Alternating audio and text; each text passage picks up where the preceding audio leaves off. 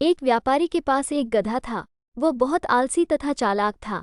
एक दिन उसके मालिक ने बाजार जाकर कुछ नमक बेचने की सोची। वह अपने गधे की पीठ पर नमक का एक बड़ा सा गट्ठर रखकर बाजार की ओर चल पड़ा। जैसे ही वे दोनों रास्ते में नदी को पार करने लगे कि अचानक गधे का पैर फिसल गया और वह नदी में गिर पड़ा।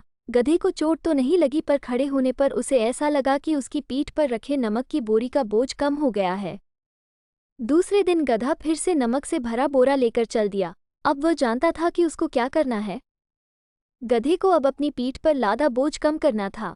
अतः जब गधा और उसका मालिक नदी पार करने लगे तो गधा फिर से जानबूझकर नदी में फिसलकर गिर पड़ा। इस बार फिर से उसे अपनी कमर पर रखे नमक का बोझ कम लगने लगा है। ठीक हुआ। गधे के मालिक ने उसकी चालाकी पहचान लिया। उसको बहुत क्रोध आया क्योंकि उसके नमक के बोरे में से काफी नमक बह गया था। उसने गधे को सबक सिखाना चाहा। तीसरे दिन गधे का मालिक गधे की पीठ पर रुई से भरा बोरा रखकर बाजार चल पड़ा। गधे ने सोचा कि फिर से उसको अपनी चाल चलनी चाहिए। जब वे दोनों नदी पार करने लगे तो गधा फिर से जानबूझकर नदी में फिसल गया ताकि उसकी कमर पर रखा बोझ कम हो जाए, परंतु इस बार ऐसा नहीं हुआ। उसकी कमर पर रखे बोरे में भरी रुई ने अपने अंदर पानी सोख लिया और रुई और भारी हो गया।